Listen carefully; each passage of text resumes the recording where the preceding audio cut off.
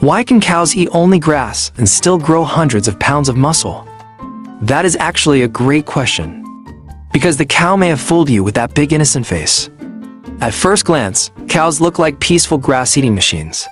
They stand there, chew slowly, blink at the world, and look like the most harmless vegetarians on earth. But if we talk about where their nutrition really comes from, things get a lot weirder. In a strange technical sense, cows are not just eating grass. They are farming tiny living creatures inside their own bodies, and then turning those creatures into food. Yes, that sounds ridiculous. Which is exactly why it is true. On the surface, a cow is just slowly eating grass. But in reality, eating grass is only the first step in a much bigger process. The grass is not just food. It is more like a growing medium. So what exactly is the cow growing? To answer that, we need to talk about one of the strangest organs in the animal kingdom, the rumen. The rumen is basically a giant biological fermentation tank inside the cow's body. Inside this tank lives an enormous population of bacteria, fungi, and other microorganisms. In an adult cow, the rumen can hold more than 100 liters, and in some cases close to 200 liters.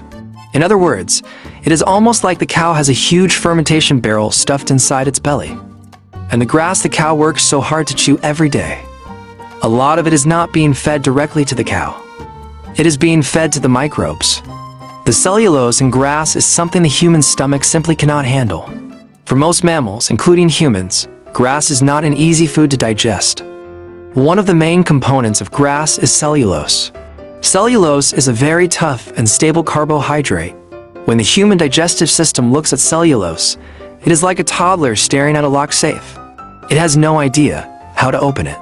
So if a person tried to live on grass, most of that grass would pass through the body almost unchanged. Basically, what goes in looking like grass is going to come out still looking suspiciously like grass. But the microbial army inside a cow's stomach is different. What is useless garbage to us is a 5-star buffet to them.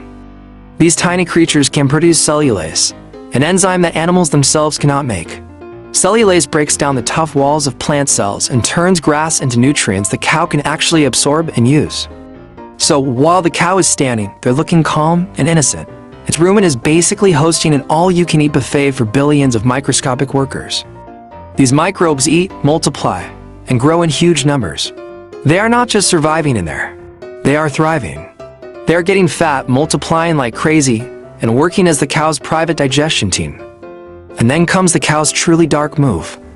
The cow has 4 stomach chambers. The 4th chamber is called the abomasum. This is the part that works most like a human stomach. It produces strong stomach acid and digestive enzymes. So after these microbes have been living their best life in the rumen, eating grass, multiplying, and enjoying the free buffet, they eventually move down into the abomasum. And that is when the cow digests them. The whole thing is basically a horror movie plot twist. The microbes thought they had found free housing, endless food, and a warm place to live. But every free gift comes with a hidden price tag. In the end, the cow turns those microbes into high-quality microbial protein. Crunchy on the outside, chicken-flavored on the inside.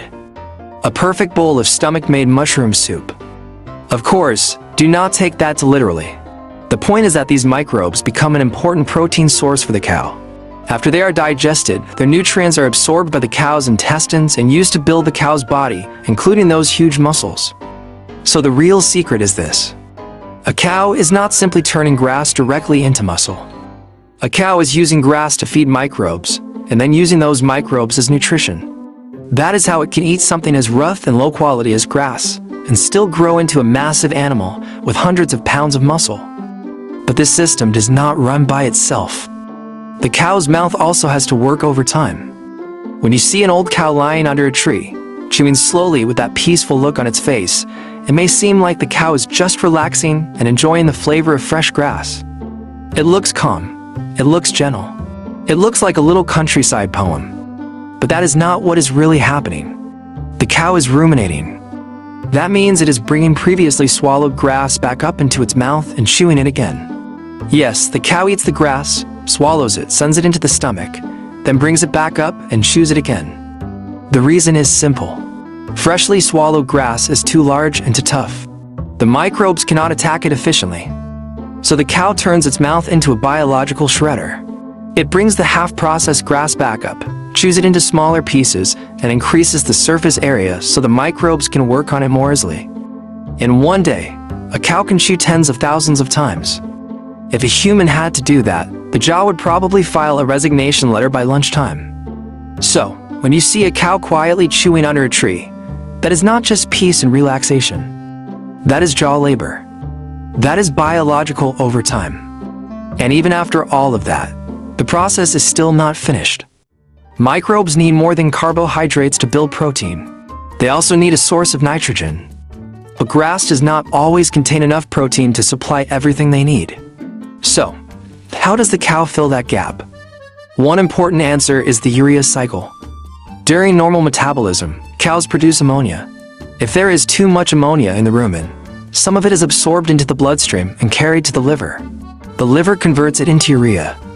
Part of that urea leaves the body in urine, but another part can return to the digestive system through saliva or through the rumen wall. Then the rumen microbes can use it again. This recycling system helps the cow make better use of low-quality feed. It gives the microbes extra nitrogen, which helps them produce more microbial protein. To the microbes, this is like getting the missing ingredient they needed. They take the carbon from grass, combine it with usable nitrogen, and start building protein. Then, once again, they become food for the cow. In other words, the microbes do the work, and the cow takes the profit. Very corporate. Now, we have talked about the benefits. So, what is the cost? The cost is methane. The fermentation inside the rumen produces a lot of methane. Methane is also the main component of natural gas. Cows release this methane mainly through burping, and to a smaller degree through farting. A single cow can release a significant amount of methane every day. And when you remember that there are huge numbers of cattle around the world, the total becomes impossible to ignore. That is why methane from cattle is an important part of greenhouse gas emissions from livestock. From an environmental perspective, cattle farming does not affect the climate only because cows burp. The full impact also includes feed production, land use, manure management, transportation, and processing. One commonly cited estimate is that global livestock supply chains are responsible for about 14.5% of human-caused greenhouse gas emissions. Cattle, especially beef and dairy cattle, make up a major part of that number. And the cow knows absolutely none of this. Every day, it just eats, chews, burps, and stares into the distance, completely unaware that it has somehow become one of the suspicious side characters in the climate change story. But that is a topic for another day. The most ironic part is this. Cows evolved this complicated digestive system over a very long time for one simple reason. They needed to survive on rough, low-quality plants that many other animals could not use. That was the original plan. Eat terrible grass. Survive in nature. Make the best of a bad menu. But then humans came along, looked at this giant grass-powered protein machine, and thought, nice, we'll take that. So after all that evolution, all that chewing, all that microbial farming, and all that biological engineering, the cow grows a body full of meat. And in the end, the two-legged primates get the steak.